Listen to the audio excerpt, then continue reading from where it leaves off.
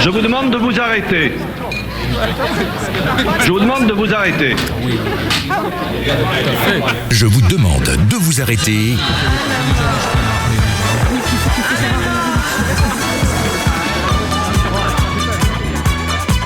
Bonsoir, je vous demande de vous arrêter et de retour en ce lundi 28 octobre 2019. Il est 18h02 à l'horloge de Westrack. On remercie Tiffaine et Michel qui nous ont cédé la place dans le studio. Et ce soir, nous avons un invité spécial, que ça va se passer en duplex. C'est Didier Bill. C'est pas Laurent? Oui, parce que en fait, comment on est arrivé à cela, on va en parler plus longuement juste après. Nous avons entendu ce monsieur Bill sur RMC, et en règle générale on a tendance à lire les choses avant, et cette personne a aiguisé notre curiosité, et j'ai envie de dire on a préparé l'émission, attention, hein, l'un n'empêche pas l'autre, très sérieusement, et pour le coup j'ai envie de dire on serait tenté de lire Monsieur Bill après l'émission. Ouais.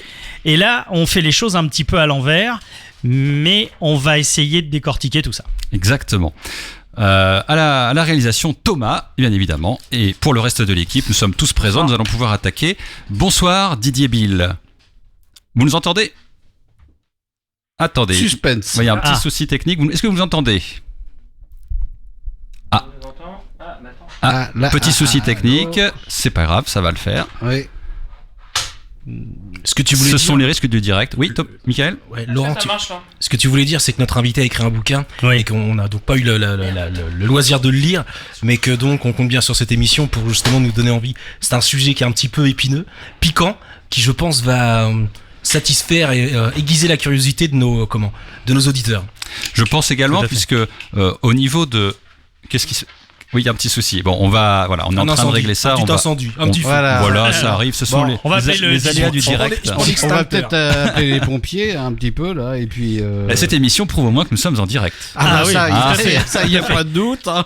C'est exactement. Tu peux dire qu'on est en DA+ maintenant. En DA+. Oui, alors on est en DA+. On entend d'autant plus loin qu'on s'est trompé. Voilà. Et on est en train de régler la problématique. Alors, ce qu'on voulait vous dire, c'est que, chers auditeurs, c'est que ce soir notre invité s'appelle donc Didier Bill, et puis il y a eu en fait une production d'un livre qui s'appelle...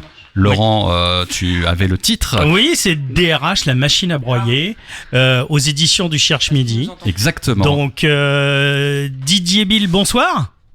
Bonsoir.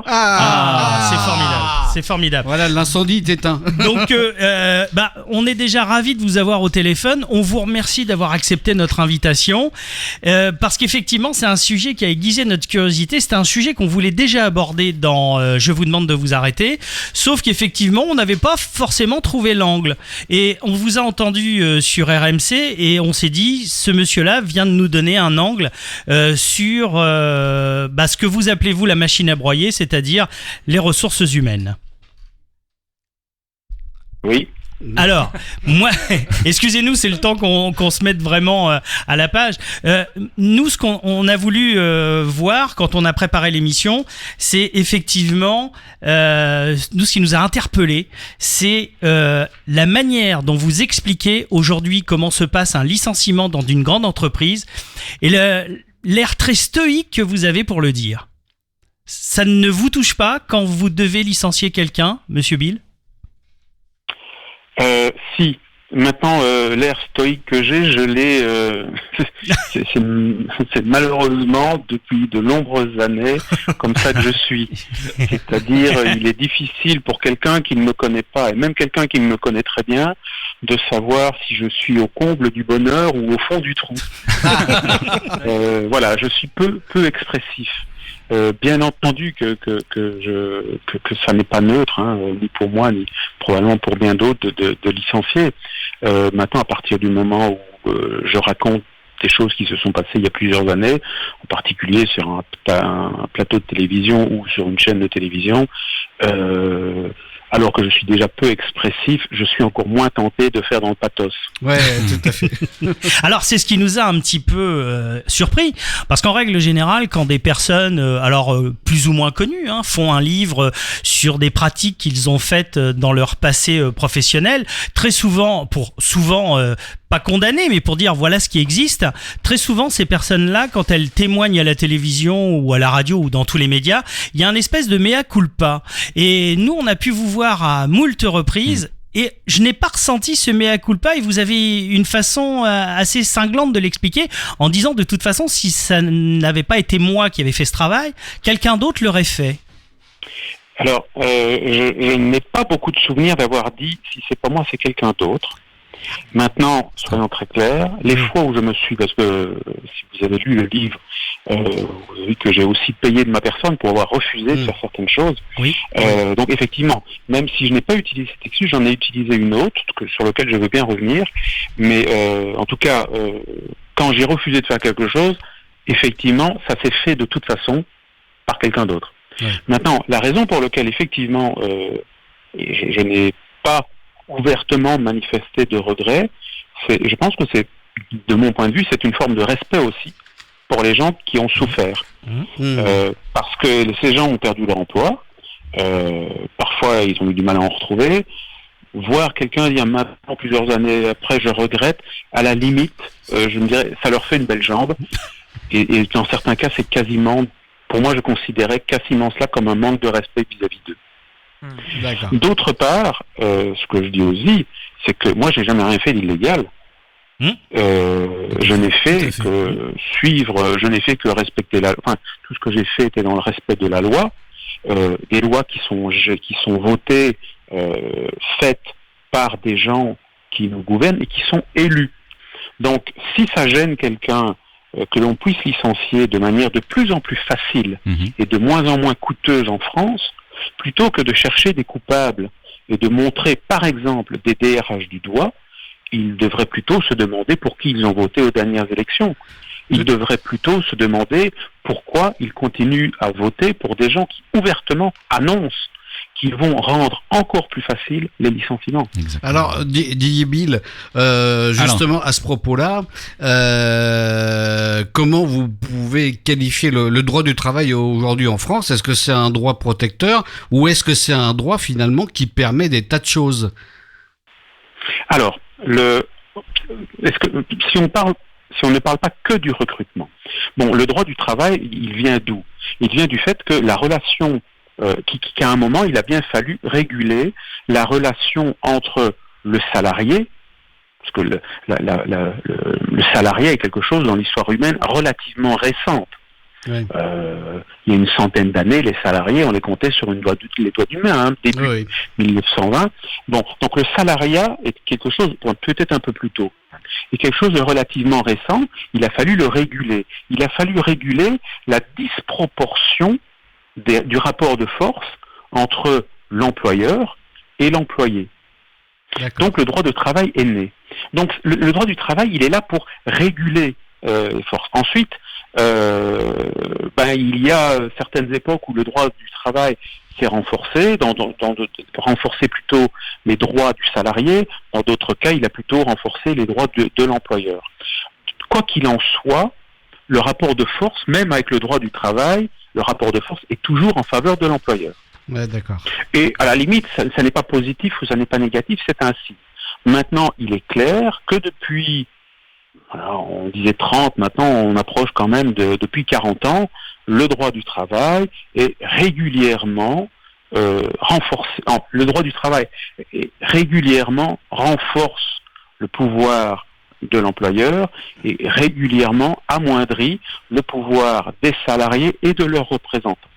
Après, vous l'aviez exprimé dans diverses interviews, effectivement, que vous aviez, particulièrement travaillé dans des industries, enfin des entreprises plutôt multinationales, majoritairement anglo-saxonnes ou de culture anglo-saxonne. Et oui. Vous aviez, dans votre parcours, indiqué également que vous aviez eu quand même une activité dans une entreprise française et une autre allemande qui, elle, était plutôt respectueuse des législations et des salariés. La culture anglo-saxonne et la culture française ou allemande, c'est très très très différent. Dans lesquelles vous sentiez-vous le mieux pour faire votre travail, celui d'un DRH ? Alors, là encore, différencions, licenciement et faire le travail du DRH. Là où j'ai le mieux travaillé en tant que DRH, c'était des entreprises anglo-saxonnes, mais où j'avais beaucoup de latitude. Maintenant, en ce qui concerne le respect des personnes, le respect des représentants du personnel, clairement, en Allemagne, vous avez, pas dans toutes les entreprises, mais dans une bonne partie de la cogestion, et vous avez également, dès que l'entreprise atteint une certaine taille, dont je ne me souviens pas, mais qui est assez faible, l'obligation, dans les conseils d'administration, d'avoir des représentants des salariés. Donc la culture est complètement différente. Il n'y a pas d'un côté l'employeur et d'un côté les salariés, mais il y a plutôt une mentalité de on est tous dans le même bateau et il faut qu'on le fasse avancer ensemble. Donc, de par ce fait, clairement, les entreprises allemandes sont effectivement bien plus respectueuses du droit du travail dans leur pays et dans celui d'autres pays, et ainsi bien plus respectueuses également des représentants syndicaux. Les entreprises françaises, malheureusement, prennent souvent le très mauvais pli des entreprises anglo-saxonnes. C'est-à-dire une espèce de, comment dire, on regarde le droit du travail comme quelque chose fait par des gens qui ne connaissent rien à l'entreprise, qui n'y ont jamais mis les pieds, et qui globalement sont là pour enquiquiner les entrepreneurs. Voilà. Et en fait, les entrepreneurs considèrent les représentants du personnel comme des gens qui veulent pas faire avancer les choses et qui les aident pas en fait dans l'entreprise d'entreprendre. C'est ça ? Alors moi je fais une grande différence entre les entrepreneurs et les gestionnaires. Les entrepreneurs, c'est quand même une minorité. L'entrepreneur, c'est celui qui crée quelque chose.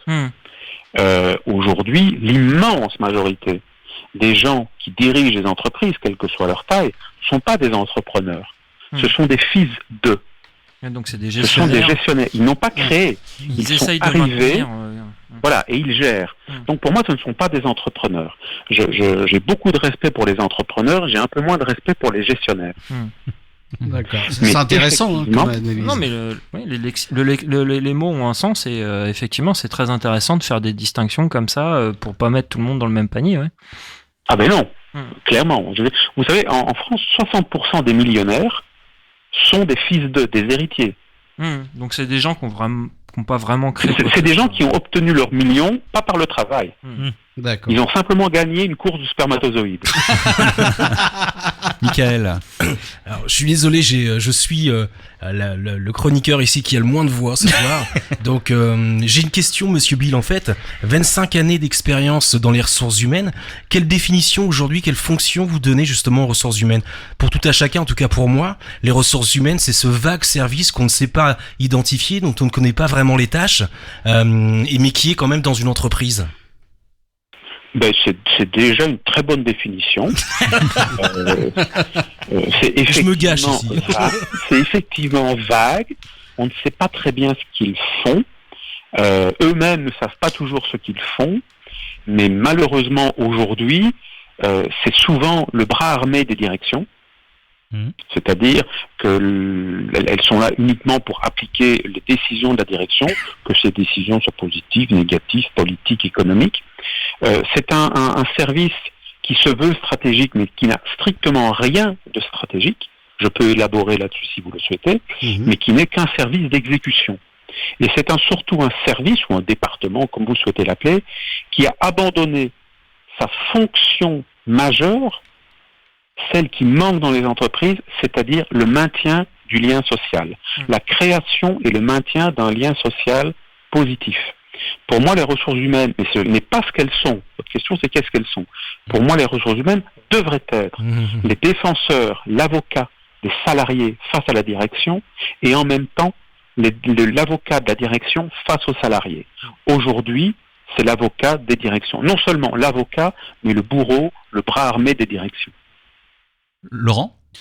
Oui, en fait, vous êtes en train de nous expliquer que c'est vrai que quand on a vu un petit peu tout ce que vous aviez dit en entretien, enfin soit à la télé, soit dans les journaux, c'est vrai que ça peut glacer le sang à certaines personnes qui regardent le reportage et qui disent waouh, cette personne elle a été capable de licencier. Alors je sais qu'il y a un chiffre qui a été avancé qui était que vous aviez licencié 1000 personnes à peu près, et c'est vrai que quand on regarde les choses, on se dit waouh, c'est quand même dingue. Est-ce que cette personne, comment elle a ressenti les choses, et en fait vous expliquez disiez grosso modo qu'il y avait une différence entre la manière de faire aux États-Unis ou en France. Aujourd'hui, l'avenir du service des ressources humaines, est-ce que l'avenir est compté ? Alors, tout d'abord, je vais reprendre le chiffre de 1000. Oui. 1000, 25 ans de carrière, ça fait 40 par an. C'est pas des masses. Hein. Il y a certainement pire. Ouais. Tout à fait. Non, mais à titre d'exemple, le DRH d'Air France qui s'est fait arracher sa chemise. Oui. Il s'est fait arracher sa chemise après un comité d'entreprise dans lequel il annonçait le licenciement de 2500 personnes en une Donc seule vous fois. êtes largement battu. Pas en 25 ans. Moi, dans les licenciements, je suis un petit joueur. Oui, effectivement. Mais est-ce qu'on peut parler de hit parade du licenciement ? Non, Non, bien sûr. Voilà. Non, bien sûr. C'est-à-dire qu'en Maintenant, fait, au niveau du chiffre, oui. Monsieur Bill, c'est vrai qu'on vous avez une façon habile quand même de dire les choses. Dites, attendez, avec ma carrière, moi c'est 40 par an. Au bout du compte, les 1000 sont là quand même, non ? Le temps, le Oui. facteur temps est important ? Non, mais il faut relativiser. Un chiffre, il faut toujours le remettre dans son contexte. Tout à fait. 2500 en une seule séance ou 1000 en 25 Ah oui. ans, on parle pas de la même chose. On parle Tout pas de à la même fait. chose. Et Tout à étrangement, celui qui aujourd'hui vous parle ouvertement et sans essayer d'enjoliver les choses avec vous, mais comme je l'ai fait sur RMC, comme je l'ai fait à la radio, c'est celui qui en a fait 1000 sur 40 ans, ce qui est relativement peu. Mhm. Mais on ne voit pas se repentir, ou on ne voit pas revenir sur sa carrière celui qui en fait 2500 en une seule séance. Absolument. D'ailleurs, vous évoquez à travers ce que Laurent vous disait, eh bien le principe de rhétorique. Hein, moi, c'est ce que je vois derrière. Là, dans votre livre, vous évoquez la rhétorique guerrière qui est fondée sur des affirmations telles que si ce n'est pas nous qui tranchons dans nos effectifs, la concurrence le fera et nous ne survivrons pas. Ou encore, nous sommes en pleine guerre des talents. Et c'est vrai qu'il y a quelque part dans l'activité du recrutement, dans l'activité peut-être aussi de la partie de licenciement, une rhétorique.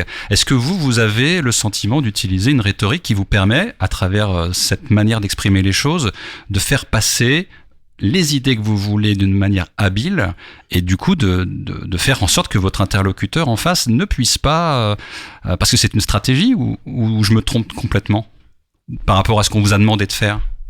Je ne sais pas si vous vous trompez, mais en tout cas, votre question est assez peu claire. Ah, d'accord. Alors, je vais la reprendre.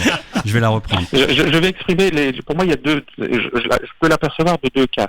Est-ce que vous parlez de la manière dont s'exprime Didier Bill en général, ou est-ce que vous parlez de la rhétorique que Didier Bill peut utiliser en entreprise? La rhétorique que Didier Bill peut utiliser en entreprise.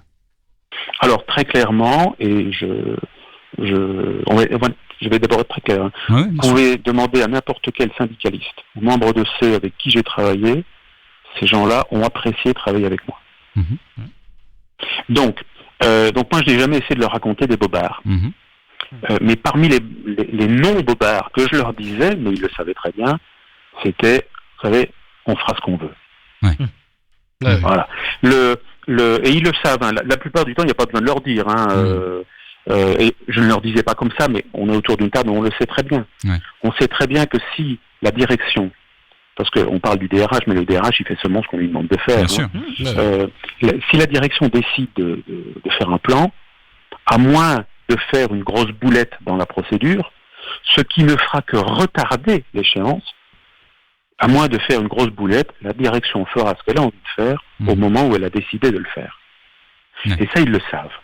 Ensuite, derrière, effectivement, il y a quand même une argumentation économique à fournir. Même si elle ne trompe personne, il faut fournir une argumentation économique. Et dans ce cas, effectivement, moi j'avais une collègue qui disait on va faire le disque rayé, c'est-à-dire on va se voir de séance en séance de négociations, c'est pas des négociations, excusez-moi, de séance en séance d'information, consultation sur un plan de réorganisation, ce qu'on appelle aujourd'hui un PSE. Oui. Ils vont nous dire que nos chiffres ne tiennent pas la route, et puis à un moment ils seront fatigués, et on fera ce qu'on a à faire. Alors, quand vous parlez... Donc, il n'y a pas besoin d'être... tout ça, excusez-moi. Oui, allez-y. Sur ce que vous demandiez, il n'y a pas besoin d'être un grand rhétoricien, D'accord. il n'y a pas besoin d'être un grand négociateur pour conduire un PSE. Ouais. Alors moi j'ai une question, excusez-moi. Humainement du coup, donc je m'adresse vraiment à l'homme. Ça doit quand même, parce qu'on imagine souvent que le stress est porté par les personnes qui sont quelque part victimes de ces licenciements. Mais quand on est la personne qui pilote un peu toutes ces actions, est-ce que vous êtes porteur de stress? Est-ce que le matin vous arrivez au boulot malgré tout? Enfin, c'est pas rien, c'est pas quelque chose de simple. Alors effectivement, on va être très clair, moi j'allais dire une bêtise, mais rappelez-moi que je vais dire une bêtise, je vous la dirai après. D'accord, ça roule. Non mais parce que je pense qu'elle est intéressante. Non, c'est pas facile. Pour être tout à fait, pour entrer dans les détails, Ouais. le premier plan il est facile. Pourquoi? Parce que vous connaissez pas les gens. Ouais. Le deuxième plan, c'est un peu plus tard. Vous commencez à connaître un peu les gens. Et puis le troisième plan, parce qu'en général, vous savez, les entreprises, c'est comme certains animaux quand ils ont goûté au sang, ils apprécient. Les entreprises, je connais pas mal d'entreprises dans lesquelles j'ai travaillé, qui étaient qui auraient tout fait pour échapper au PSE, ce qui signifie qu'elles auraient tout fait pour licencier des gens hors PSE. Et puis à un moment, quand elles y ont goûté, parce que quelqu'un leur a dit que tout compte fait, ça irait plus vite et que ce serait moins coûteux, elles en redemandent après. Donc une fois qu'elles ont goûté au PSE, elles en redemandent. Donc quand vous en êtes au troisième PSE, ce qui est très gênant, et là ça devient très pénible, c'est que dès qu'on déclenche le PSE, vous savez très bien qui va partir. Vous savez très bien qui les critères vont comment dire, pas à 100%, mais globalement, vous savez grosso modo quand vous avez enfin quelqu'un en face de vous, à la cantine, quand vous avez quelqu'un en face de vous qui vient vous parler d'un autre problème dans votre bureau, vous savez très bien si cette personne sera sur la liste ou elle n'y sera pas. Et ça, effectivement, c'est très difficile. En tout cas, c'était très difficile pour moi. Mmh. Est-ce que c'est ce qui a déclenché le fait que vous ayez écrit ce livre? Non, en toute honnêteté. Parce que ce livre, si vous l'avez lu, il parle effectivement des licenciements, mais il ne parle pas que de cela. Maintenant, effectivement, quand on me demande d'intervenir, quelque part, on me demande d'intervenir pour les licenciements. Évidemment, oui. Ouais. Automatiquement, on associe ce livre, en tout cas ceux qui ne l'ont pas lu, moi, c'est toujours licenciement. Non, il y a pas mal d'autres choses. Et pour en revenir à votre question, non. Ce qui fait qu'à un moment, j'ai décidé de ne plus travailler en entreprise, en tout cas plus sous forme de salariat, c'est que j'en étais arrivé à la conclusion que mon métier, celui de DRH, était une bouffonnerie. Et que je ne supportais plus de devoir mettre en place des outils, la gestion des talents, des outils, les entretiens d'appréciation annuels, de gober des pseudo-théories que même un enfant de 12 ans complètement abruti vous aurait dit mais ça tient pas la route votre truc. Ouais. Donc à un moment quand votre boulot se résume en grande partie, pas que, mais en grande partie, soit à virer les gens, soit à, pour ceux qui restent, leur appliquer des outils dont vous savez bien qu'ils ne servent à rien, sauf à leur rendre leur vie misérable, soit à inculquer des théories, notamment des théories managériales, issues de consultants qui n'ont jamais eu la moindre formation en sociologie, en psychologie, etc., à un moment, vous vous dites, mais à quoi je sers? Et c'est surtout ça qui fait qu'à un moment, j'ai dit, moi, je ne travaille plus. Je ne travaille plus en société, en tout cas, plus dans les sociétés dans lesquelles j'ai travaillé, et plus en tant que salarié. Alors c'est justement l'objectif de ce soir, nous aussi, de parler du licenciement, mais aussi de parler du recrutement, parce que ça nous tient beaucoup à cœur. On va juste écouter une petite pastille très brève pour justement illustrer un peu ce sujet, c'est un peu très humoristique. On revient, ça dure 1 minute 16 à peine, et c'est bref. Bref, ça faisait un moment que je cherchais du boulot. Un soir, j'ai craqué. J'ai envoyé 257 emails copier-coller à toutes les entreprises pas trop loin de chez moi. Je me suis dit, quitte à me faire chier, autant que ce soit tout prêt. Il y en a un seul qui m'a rappelé. Je sais plus pour quel boulot c'était, mais j'ai répondu très sincèrement. Ah, ça serait un véritable honneur d'intégrer votre équipe. J'ai raccroché. J'ai tapé le nom de la société sur internet. C'était soit une maladie vénérienne, soit une branche de l'ONU, soit des mecs qui louent des photocopieuses. Des mecs qui louent des photocopieuses. J'avais tout bien préparé. J'avais fait mon CV. Dans la case loisirs, j'avais mis que j'aimais bien le kayak. J'avais jamais fait de kayak, mais j'aimais bien les mots qui se lisent dans les deux sens. J'avais mis le costume que je mets au mariage, aux enterrements et aux entretiens d'embauche. Le directeur m'a appelé, on s'est installé, j'ai regardé sa cravate, c'était une cravate dingo. Je me suis demandé si un jour il était vraiment entré dans une boutique et qu'il avait dit « Bonjour madame, je voudrais une cravate dingo parce que je suis un vrai déglingo ». Ça m'a fait rigoler. Il m'a vu rigoler, mais je crois qu'il a cru que sa cravate était cool. Il m'a demandé « Do you speak English? » J'ai dit « Yes ». Après il a dit « Where are you from? » J'ai répondu « Yes. » Il m'a demandé quel était mon plus grand défaut. J'hésitais entre timide, maniaque, obsessionnel, lâche, dépressif, feignant, menteur. J'ai répondu perfectionniste. En fait, c'était menteur. Il m'a dit Ah, vous aimez le kayak? J'ai dit oui. Il m'a dit kayak de mer ou kayak d'eau vive? J'ai dit Vous avez remarqué, ça se lit dans les deux sens. Il a rayé kayak. Il m'a dit, On vous rappellera. j'ai entendu. Va te faire reculer. Bref, j'ai passé un entretien d'embauche. Je vous demande de vous arrêter. Vous savez, les avis, c'est comme les trous du cul. Tout le monde en a un. Je vous demande de vous arrêter. Voilà, on a écouté une pastille, c'était Kian Kojandi dans le Bref quand il passe à l'entretien de recrutement, et on souhaitait vous en parler, Didier Bill, du recrutement, parce que c'est aussi effectivement un sujet qui est très important, étant donné qu'aujourd'hui les entretiens de recrutement permettent effectivement de faire des sélections, de la gestion de talent. Je crois que c'est une expression que vous n'aimez pas forcément d'ailleurs. Vous allez peut-être pouvoir nous en parler. Pour moi, le mot talent n'a rien à faire dans une entreprise.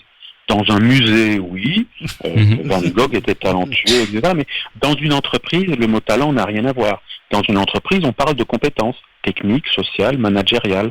Et d'ailleurs, si vous faites l'expérience de demander à plusieurs personnes, managers dans des entreprises, de vous définir ce qu'est un talent, chacun vous ira de sa propre définition. Par contre, si je vous demande qu'est-ce que c'est que la compétence technique de maîtriser Excel et les macros dans Excel, on sait ce que c'est. Alors, il y a un truc. Toutes les entreprises veulent des talents. Alors, il y a un truc, monsieur Bill, il y a un truc qui est marrant, c'est qu'à un moment, quand je vous ai entendu, vous avez parlé que vous avez. Alors, je vais peut-être me tromper, et vous m'arrêtez si je ne me trompe. Donc, que vous avez fait quelque chose à. Elle est marrante celle-là. Je savais pas comment lui dire. Merci monsieur Bill. Vous avez sorti des choses par rapport à des cabinets de recrutement où vous avez cherché des personnes avec des compétences un peu marrantes quand même. Ouais. Expliquez-nous. Alors, donc c'est dans le cadre d'un prochain livre et surtout d'une enquête que j'ai menée. Je vous raconte pas comment on en est arrivé là, mais globalement nous avons parce que nous étions avec deux actrices, nous avons monté un stratagème, une fausse entreprise, un faux site internet, des fausses descriptions de postes, des fausses adresses aux États-Unis, des faux numéros aux États-Unis, mais quand on les appelait, il y avait quand même une américaine qui vous répondait. Bref, et nous avons reçu 63 cabinets. Globalement, nous avons pris les 63 plus gros cabinets de France. Et nous leur avons demandé de nous recruter trois postes. Et puis dans la conversation, bien entendu, alors tout ce que je vous dis a été filmé. Donc s'il y en a un qui rouspète... il y a des preuves. Ah oui, par caméra cachée. Donc, et aux 63 cabinets, à un moment, nous leur avons demandé plusieurs choses, mais entre autres, nous ne voulions pas de candidats issus de la minorité. Et nous étions très clairs, pas de noirs, pas de juifs, pas de musulmans, pas de femmes. Je crois qu'il y a que les homosexuels qu'on a dit qu'il n'y avait pas de problème. Les 63 cabinets, sans aucune hésitation, nous ont dit d'accord. Mais pour en revenir maintenant, donc c'est incroyable. Les cabinets, non, pas si vous êtes dans le métier. Ah bon? Franchement, si vous êtes dans le métier, ça n'a rien d'étonnant. Ensuite, effectivement, pour en revenir à ce que vous disiez, nous leur remettions des descriptifs de poste, dans lesquels nous avions mis les caractéristiques, les compétences que nous voulions voir chez ces gens-là. D'accord. Parmi ces compétences, le DRH devait maîtriser R2D2. Qu'est-ce que le petit robot de la Gorge du Nord, vous connaissez, le petit robot de la Vega. Il faut parler le R2D2, c'est ça que ça signifie. Voilà.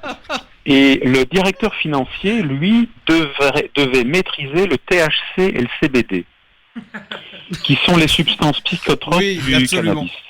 C'est le cannabis, oui, tout à fait. Alors, les 63 cabinets, on leur a demandé aussi dans les 2 jours de nous confirmer la faisabilité des missions.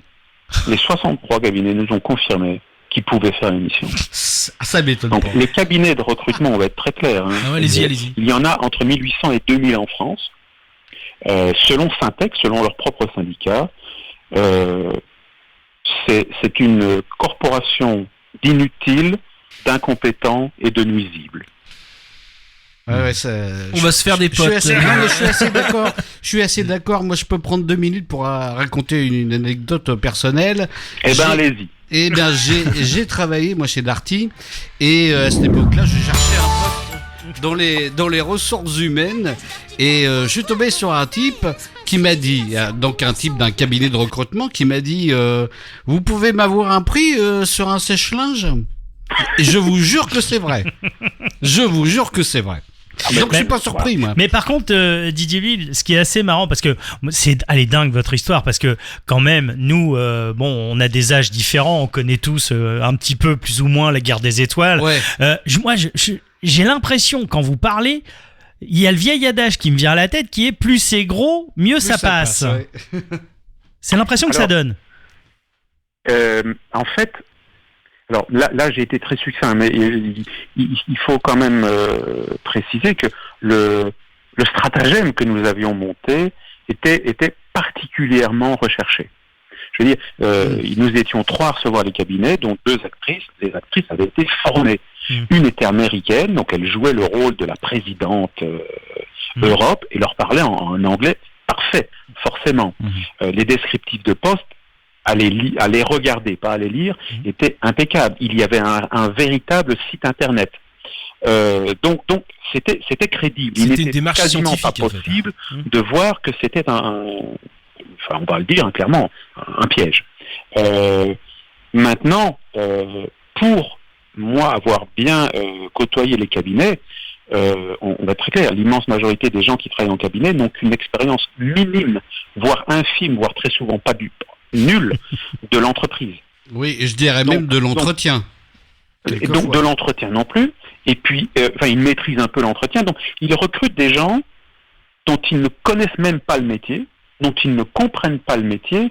Donc, globalement, on pouvait y aller vraiment à fond. Il y avait peu de chances qu'ils remarquent quoi que ce soit. Quand même R2D2. D'autant plus, les postes que nous recrutions, c'est des RH et des postes de financiers, ce sont des postes génériques. Ce sont des postes faciles. Imaginez-vous quand on leur demande de recruter des ingénieurs en recherche et développement, etc. Ouais. Mais c'est... Laurent ? Oui, maintenant, clairement, les 2-3 premiers qu'on a rencontrés, R2D2, THC, c'était dedans. Bon, on y allait quand même un petit peu, et il n'y avait pas que cela, on y allait quand même un petit peu moins prudemment, plus prudemment. Mais quand on a vu avec le premier, aucune hésitation à accepter de faire de la discrimination. Même pas une remarque en nous disant, vous savez, en France... c'est ça que j'allais vous demander, Didier Bill, c'est... Nous, aujourd'hui, on parle de plus en plus dans les médias de discrimination.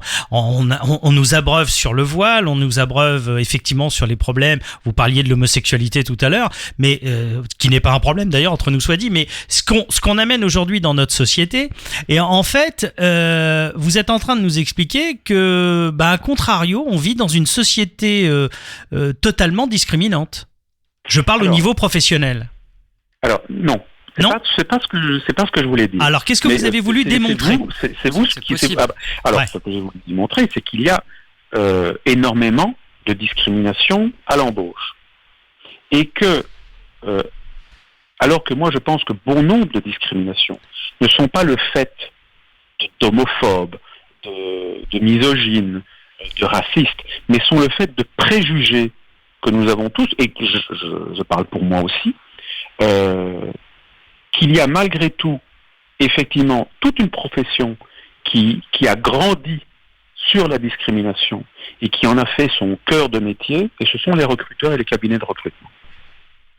C'est ça que je veux dire. Maintenant, je pense qu'il y a beaucoup de discrimination en entreprise, et je vais vous donner un exemple, mais ces discriminations ne sont pas le fait de gens qui veulent discriminer.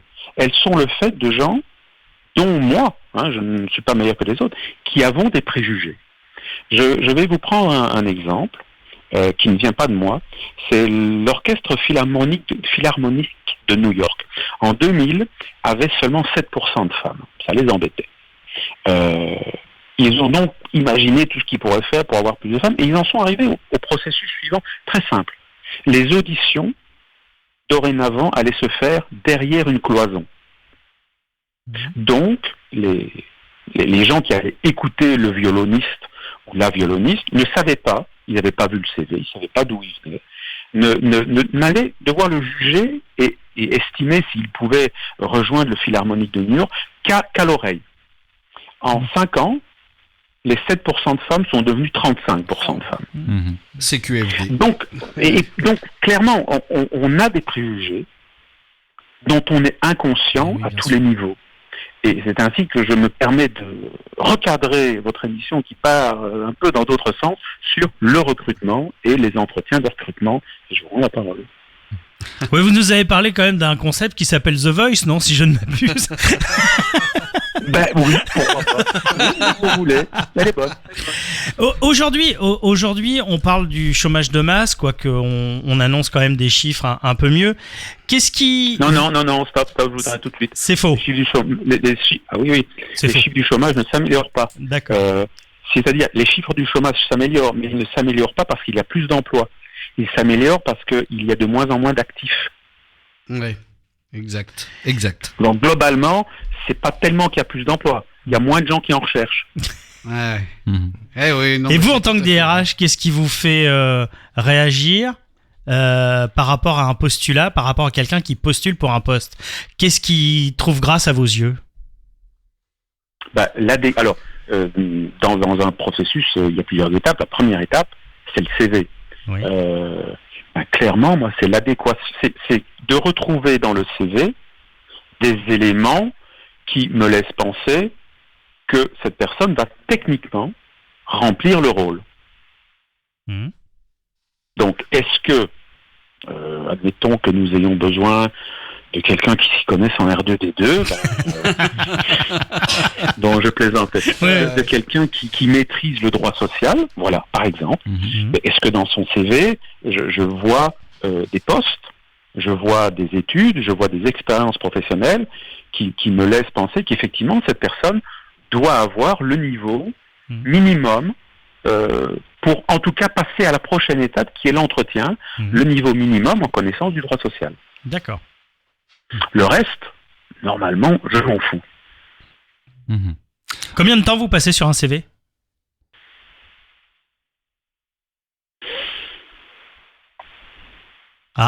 20 secondes. 20 secondes. Et dans un entretien d'embauche, quand vous avez décidé de convoquer cette personne, vous la jugez en combien de temps ? La personne, je la vois en combien de temps ? C'est-à-dire, vous la voyez, vous la convoquez, suite au CV qui a répondu, qui a trouvé grâce à vos yeux. Vous recevez cette personne, en combien de temps vous la jugez ? Par rapport à sa posture ? Vous faites une idée en combien de temps ? Vous faites une idée au bout de combien de temps ? Une nouvelle fois, est-ce que vous parlez à Didier Bill ou en général ?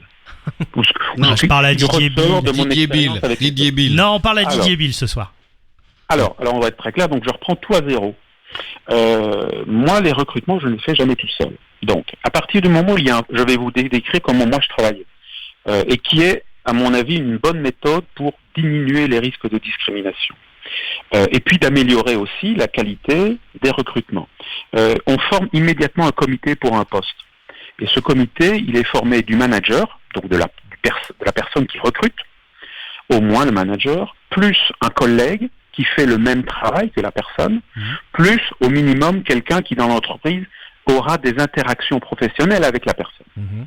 Avec ces trois-là, on fait la job description, c'est-à-dire on va établir un document dans lequel on dit voilà ce que la personne que nous voulons recruter devra faire. Sur base de ce descriptif de poste, on établit un profil, c'est-à-dire à notre avis, voilà les compétences que doit avoir la personne. Une fois que vous avez ces documents qui sont essentiels pour faire un bon recrutement, puisque c'est, entre guillemets, ça va être votre carte, votre carte sur votre roadmap avec laquelle vous allez évaluer les candidats. Donc, il doit être objectif, elle doit avoir des éléments très précis sur ce que l'on recherche. À partir de là, vous décidez toujours avec ce comité de comment vous allez rechercher la personne. Aujourd'hui, il y a un outil incontournable, ça s'appelle LinkedIn. Il n'est pas le seul, vous avez LinkedIn, vous avez Viadeo, vous avez Cadre Emploi, bref, vous avez les réseaux sociaux professionnels.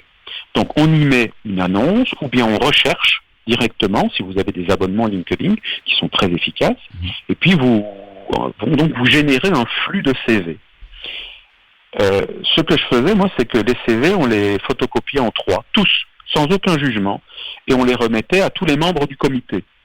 Et chaque membre du comité dit oui ou non. C'est tout ce qu'il dit. Oui, non, ou point d'interrogation. Mais j'aime pas les points d'interrogation. Et puis on se revoyait, et tous les CV, on disait, bon, si tout le monde est oui, ok, la personne passe automatiquement à la phase entretien. Tout le monde dit non, automatiquement, le CV, ce sera un refus. Si maintenant il y a des oui et des non, eh bien on discute. Sachant que à ce niveau-là, le doute bénéficie aux postulants. Donc si à un moment il y a 2 oui et un non, bon, et passe. Et on va rééditer c'est pas une discussion puisqu'on voyait les CV séparément, on donnait notre avis et seulement ensuite on se voyait. Donc globalement, les biais, les préjugés de chacun pouvaient être atténués par les non-biais des autres. Et puis surtout, ça obligeait à justifier. Pourquoi les oui, chaque fois qu'on a 3 oui, on ne justifiait pas, 3 non, on ne justifiait pas. Par contre, s'il y a des oui et des non, on est obligé de justifier. Pourquoi j'ai dit oui ? Pourquoi j'ai dit non ? Et on tente de se convaincre. Donc, et ensuite, on voyait les candidats, là encore, 2 à 3 entretiens séparés, et puis là encore, ensuite, on débriefe ensemble et chacun donne son avis. D'abord très succinctement, oui, non, il va à l'étape supérieure, oui, non, il n'y va pas. Quand c'est 3 oui, il y va, quand c'est 3 non, il n'y va pas. À chaque fois, le doute bénéficie au candidat.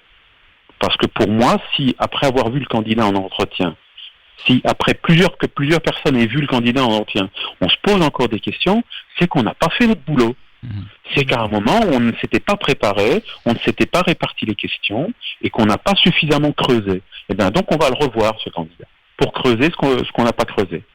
Maintenant, on va être très clair, au bout du processus, le doute ne bénéficie plus au candidat. C'est-à-dire que si en fin d'entretien, quand on a vu le candidat tous ensemble, qu'on a encore des doutes, qu'on a creusé, qu'on a toujours des doutes, on ne prendra pas le candidat. Et puis ensuite, chose qu'oublient énormément de gens, la période d'essai, ça fait partie du processus de recrutement. Et c'est même la partie la plus importante, parce que tant le CV, c'est une feuille de papier, tant les entretiens, vous avez des gens qui sont excellents en entretien, qui sont d'excellents vendeurs d'eux-mêmes. Oui, et puis vous avez des gens qui sont de médiocres vendeurs d'eux-mêmes.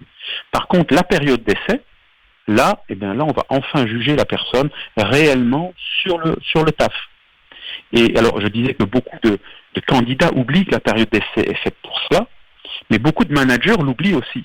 Donc, il fallait rappeler au manager, attends, le gars ou la fille, il est en période d'essai, quand je vais revenir vers toi dans quelques semaines, dans quelques mois pour te demander où cela en est, qu'est-ce que tu en penses, il va pas falloir me répondre, j'ai pas eu le temps de m'en occuper, je l'ai pas beaucoup observé, tu sais, on lui a pas demandé grand-chose de compliqué jusqu'à présent. Non, je veux avoir un avis à la fin de la période d'essai. Oui, il a fait le taf. Non, il l'a pas fait, mais il a des bons réflexes et on va le garder, ou bien je pense qu'on s'est trompé au recrutement. Mais le processus de recrutement, il se termine à la fin de la période d'essai. D'accord. Voilà comment moi je procédais. Ok.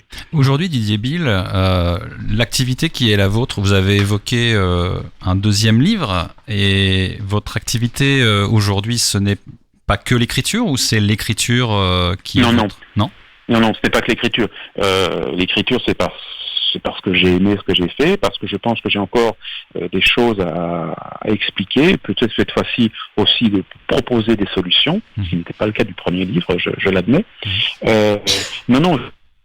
L'entreprise, parce qu'il y a aussi des entreprises qui aujourd'hui veulent, alors, on va être très clair, il y en a qui ne veulent plus de ressources humaines. Donc, il m'arrive d'être engagé pour dire, voilà, malgré tout, il y a quand même des choses qui doivent être faites, la paye, le légal, les relations sociales, mais on ne veut plus des ressources humaines, on ne veut plus de gens qui viennent nous parler de employee engagement, de l'engagement des salariés, qui viennent nous parler de gestion des talents, parce que on a l'impression qu'on s'est sacrément fait endoffer. Par contre, comment est-ce qu'on fait ? Comme j'explique, et effectivement, éventuellement, je mets en place la dissolution des ressources humaines. Et puis beaucoup... Bah oui, parce que ça ne va rien. Alors, soyons très clairs. En ressources humaines, vous avez 70 à 75, voire 80% de choses qui sont encore administratives et qui sont nécessaires. L'administration, ce n'est pas un gros mot. La paye, c'est de l'administration. Il faut que ce soit fait. Tout ce qui est déclaration, qui prennent énormément de temps, c'est de l'administration, ça doit être fait. La formation elle-même, c'est aussi beaucoup d'administration. Donc, et j'ai beaucoup de respect pour l'administration. La partie pour laquelle j'ai le moins de respect, c'est tout ce qui est beaucoup plus flou. Comme on l'a dit, gestion des talents, obtenir des labels du genre Great Place to Work, etc. Et c'est là que l'entreprise commence à se dire, mais là on s'est quand même exactement fait endosser, ça fait mal au cul. Et quand je dis elles veulent se débarrasser des ressources humaines, ou les entreprises commencent à poser ouvertement la question à quoi nous servent les ressources humaines, c'est pas les 70-80% d'administration, c'est les 20% autres. Donc, je suis aussi il y a des entreprises qui clairement me demandent qu'est-ce qu'on fait, et avec les ressources humaines, je leur explique comment se passer des 20% qui servent à rien. Et puis il y a des entreprises aussi qui, soit dès le départ, soit ensuite, veulent ramener de l'humain, mais du vrai, pas de celui dont on parle dans les ressources humaines, de l'humain, du lien social. Parfois c'est suite à des catastrophes aussi, dans les entreprises, et se rendre bien compte qu'aujourd'hui, soit leur département ressources humaines, soit l'offre des consultants qu'ils ont consultés ne convient absolument pas à ce qu'ils veulent faire. Et c'est là où moi j'ai la prétention de dire, moi je vais vous amener pas tellement de nouveautés, à mon avis d'ailleurs aucune nouveauté, mais simplement du bon sens, une grande culture ressources humaines, parce que j'ai l'arrogance de dire que je m'y connais particulièrement bien en ressources humaines, mais je l'ai payé cher. C'est au bout de 25 ans d'expérience, beaucoup de lectures, beaucoup de rencontres, avec des gens qui aujourd'hui ne peuvent plus mettre les pieds en entreprise. Je parle de sociologues, je parle de psychiatres, je parle de psychologues, je parle d'ethnologues. Et donc voilà, je n'ai pas la prétention de réinventer la poudre ou de réinventer quoi que ce soit, mais de ramener de l'expérience, du bon sens et probablement de la transparence et de l'humanité dans les entreprises. D'ailleurs, c'est ce que vous indiquez sur votre espace LinkedIn. J'ai la curiosité d'aller regarder. Vous précisez, l'entreprise restera au mieux une démocratie imparfaite. Ainsi, nous vous aidons à faire de vos entreprises des espaces de liberté, d'égalité, d'efficacité durable, sans chercher à les révolutionner ou à leur imposer des modèles uniques, en faisant simple, en tenant compte de vos contraintes propres. Et vous finissez en écrivant, la gestion est l'art de faire avec ce que nous avons. Oui. C'est moi qui ai écrit ça ? Ouais, c'est sur votre page LinkedIn. Garantie sur facture. Didier Bill, on voulait vous remercier parce qu'on a un peu dépassé sur la durée de l'entretien. On avait évoqué une 40aine de minutes, on a un peu débordé. Si vous voulez, nous avions un dernier sujet, on avait une question à vous poser. Alors, vous pouvez rester avec nous si vous le souhaitez. Sinon, déjà, merci infiniment de nous avoir consacré ce temps. Merci à vous. Le troisième sujet, on voulait que c'était aborder le travail du dimanche. Vous avez votre avis sur le sujet ? Oui. Est-ce que vous nous accepteriez de nous en dire quelques mots avant qu'on ne se quitte ? Oui, ce serait avec joie. Ma question est pourquoi travailler le dimanche ? Voilà, c'est une très bonne question. Non, mais quelles sont les entreprises qui sont derrière le travail du dimanche ? Vous avez énormément, un des mastodontes qui veut faciliter le travail du dimanche, c'est la grande distribution. Absolument. Donc je repose la question, pourquoi travailler le dimanche, qui à mon avis est plus complexe qu'on ne le pense. Parce que moi j'ai une famille, un certain nombre d'éléments.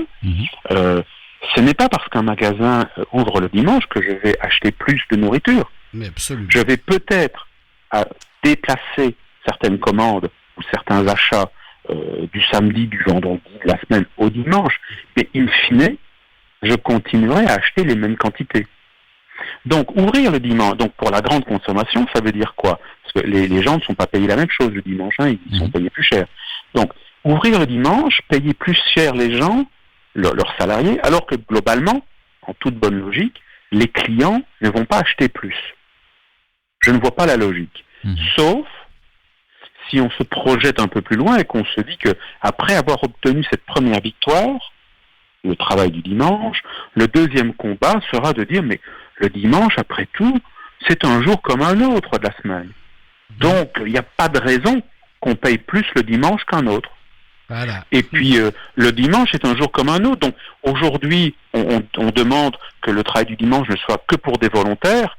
Mais bon, le lundi, le mardi, le vendredi, le samedi, le dimanche, c'est pas pour des volontaires.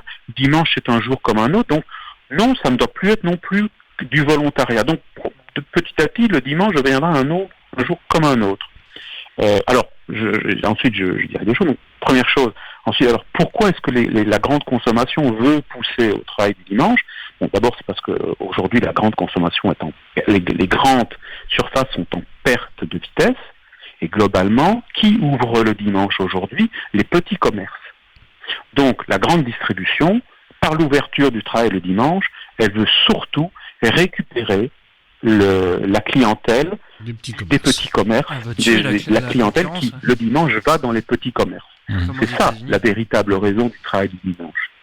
Aucune étude n'a montré une augmentation du chiffre d'affaires pour les entreprises, pour les grandes surfaces qui passaient au travail du dimanche, sauf quand c'est fait dans une région qui est limitrophe d'une région où on ne peut pas travailler le dimanche. Alors là, effectivement, vous attirez la clientèle le dimanche, vous attirez une clientèle qui ne trouve pas de supermarché ouvert le dimanche, vous l'attirez dans votre région parce que là, comment dire, vous avez effectivement les supermarchés ouverts le dimanche. Et deuxième chose, pourquoi je ne suis pas très en faveur, moi je trouve plutôt sain qu'il y ait comme cela la semaine, une journée au moins, qui soit un petit peu sanctifiée et dans lequel vous avez papa et maman qui sont là. Et non pas papa de temps en temps, et puis maman elle travaille, ou maman là elle est là, mais papa travaille. Une journée où les familles peuvent se réunir, les familles, les amis peuvent se réunir. Ou aller dans une association, par exemple, s'occuper des autres. Ah oui, ou faire autre chose. Donc en fait, pour résumer, économiquement ça n'apporte pas grand-chose, et deuxièmement ça tue la famille? Je pense que ça nuit à la famille, à terme, et surtout, ça nuit au petit commerce. Vous pensez pas qu'il va y avoir un revirement de situation et que l'avenir peut-être remettre en avant le petit commerce, notamment par tout ce qui est question sur les produits, par exemple, qui sont vendus en grande distribution, et j'en passe et des meilleurs? Alors, mais justement, excuse-moi, j'ai peut-être été... Non, j'ai pas été assez précis. Justement, le travail du dimanche demandé par les grandes surfaces, c'est pour lutter contre les petits commerces. C'est ça. D'abord, pour lutter contre les petits commerces qui ont survécu jusqu'à présent, mais aussi pour lutter, et vous avez raison, je n'ai pas cité, mais j'y crois, les petits commerces qui aujourd'hui reprennent du poil de la bête, d'abord en proposant soit des produits qui n'ont pas trouvé grâce dans les grandes surfaces, parce que pour travailler dans les grandes surfaces, il faut passer par les centrales d'achat. Travailler par les centrales d'achat, ça veut dire vous foutre à poil et accepter quand même des pratiques dégradantes, et notamment des rétrocommissions, des retours sur marge, etc. Donc, effectivement, vous avez les petits commerçants ou le petit commerce qui reprend aujourd'hui du poil de la bête parce qu'ils offrent d'abord, ils offrent des services que n'offrent pas les grandes consommations, puisqu'ils ouvrent dans des horaires plus flexibles, parce qu'ils s'installent aussi dans des endroits où la grande consommation ne va pas, et puis parce que eux sont plus ouverts aujourd'hui au commerce équitable, à aider le petit fabricant de fromage du village à vendre ses fromages, etc. Donc là, je vous suis complètement. Les petits commerces, non seulement ont survécu, mais aujourd'hui, eux aussi, ils se réinventent, et ils se réinventent en répondant à une demande de la clientèle, qui est une demande de plus de proximité, de plus de transparence, de plus de proximité, de plus de circuits courts, etc. Didier Bill, merci infiniment d'avoir partagé ce moment merci avec à nous. vous. On rappelle que dans toutes les librairies, vous pouvez retrouver le premier livre que vous avez publié au Cherche Midi, qui s'appelle DRH, la machine à broyer. Le deuxième... Et aujourd'hui, il est en format de poche. En format de poche. Chez Marabout. Voilà, parfait. Et donc, le deuxième, c'est pour quand? Oui, voilà, bonne question. Mars. Donc, premier trimestre de l'année prochaine. Vous avez le titre? Est-ce que vous avez le titre? Oui. Vous pouvez nous le dire en exclu? Les inemployables. Ah, Est-ce qu'on aura le plaisir de vous revoir à l'antenne à ce moment-là? Ah, écoutez, ce fut un plaisir d'être avec vous. Ah, ça l'a été aussi pour nous, hein. Je serai toujours ravi de répondre positivement à une invitation de votre part. Encore merci à vous. Merci beaucoup. Et on va rendre l'antenne d'ici quelques minutes, mais on va s'écouter un titre. Si vous aimez Eagle Eye Cherry avec Streets of You, on vous invite à l'écouter, Didier Bill. Merci infiniment. Merci beaucoup. À bientôt. Soirée. Au revoir. Au revoir.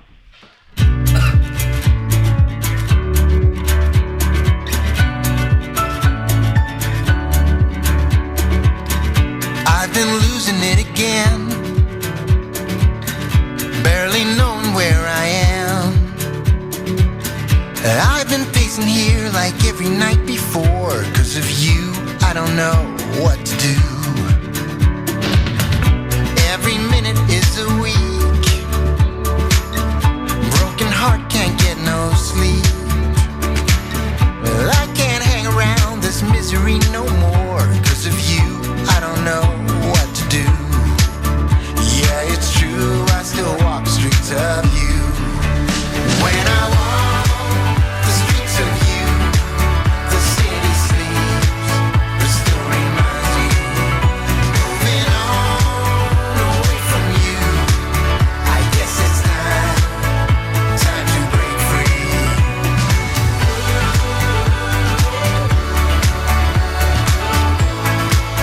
I don't look back.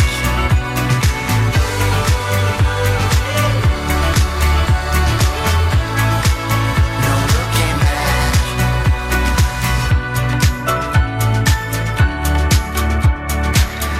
Think I'm losing it again. I see you sitting there and then you look at me, but there's no looking back. 'Cause of you, I don't know what to do. Yeah, it's true, I still walk the streets of you. When I walk the streets of you, the city sleeps, the story reminds me. Moving on away from you, I guess it's time to break free.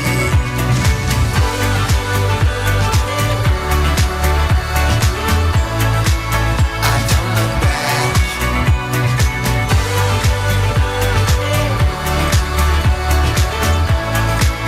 No looking back.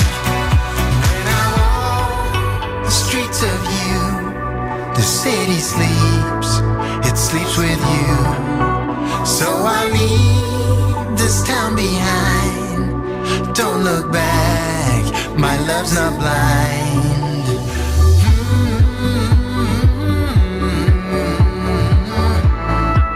No looking back. When I walk the streets of you, the city sleeps, the story reminds me.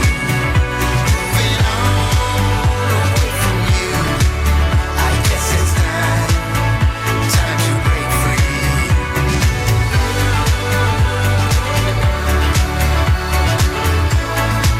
I don't look back.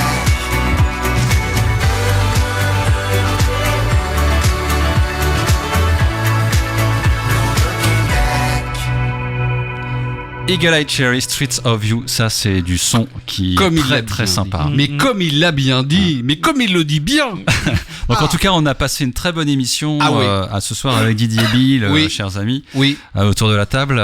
Très C'était- intéressant. C'était passionnant. Hein. Je pense que, chers auditeurs, pour saisir vraiment toute la portée de ce qui a été dit ce soir, je crois que le podcast sera intéressant Absolument. à réécouter. Absolument. hein, autour de nous, on est d'accord, Michael? Oui, échange. Michael n'a plus de voix, c'est terminé. Il est à C'est faune. terminé, il est out. Là. Il a tout donné. Échange intéressant. Alors c'est vrai qu'effectivement, avec le recul, c'est quand même un personnage. Ce Didier Bill. oui, tout à fait. Moi j'ai trouvé c'est son côté très pointu quand même. Il nous a donné des informations intéressantes. Par exemple, vous qui devez postuler pour une grande entreprise, il vous a donné des petits tuyaux quelque part. Tout à Donc fait. est-ce que ça vous servira ou pas? Le CV, 20 secondes à passer dessus. Les commissions. Moi j'ai trouvé ça très il faut lire intéressant. son bouquin. Il faut lire son bouquin, absolument. Donc DRH, la machine à broyer, c'est ça? Exactement, au Cherche Midi. Et le deuxième livre qui va sortir premier trimestre 2020, Les inemployables, a-t-il dit. Donc il faudra effectivement en reparler. Ça nous concerne. Exactement. Absolument. Nous, la semaine prochaine, dans 15 jours, le 11 novembre, il n'y aura pas d'émission, chers Voilà, amis, puisque oui. c'est un jour férié. Aller au monument aux morts pour la manifestation en soutien aux fusillés, pour l'exemple. Par exemple. Et bien, le 1er novembre pour... non, c'est le 2 pour fêter tous les morts. Non, c'est le 2 Le novembre. premier. Non, c'est le 2, la fête des morts. Attention. C'est le 2. Alors, c'est le 2. En tous les cas, nous reviendrons à l'antenne le 18 novembre 2019 pour une nouvelle édition de Je vous demande de vous arrêter. Et on verra quel sujet, chers amis, nous aborderons. D'ici là, eh bien, on vous souhaite de passer une excellente continuation avec, bien sûr, les programmes de Westrack. Restez à l'antenne, à l'écoute. Une bonne fin de semaine aussi. On va avoir un beau week-end, là. Ouais, exactement. Et on va se quitter sur un vieux morceau qui nous fait bien plaisir. Ah ouais, alors Thomas et moi, on est heureux de vous passer ce morceau. À mon avis, vous l'avez pas entendu depuis des années. C'est l'artiste. Vous me faites peur. Je tiens à préciser, Rosala, mais je tiens à préciser que j'assume totalement. Rosanna, c'est exactement ce que boit en ce moment Michael. Alors on se quitte avec Rosala, Everybody's Free, un titre des années 90, et on revient donc le 18 novembre. Bisous à tous. Allez, salut à Ciao. tous. Tchuss. Everybody's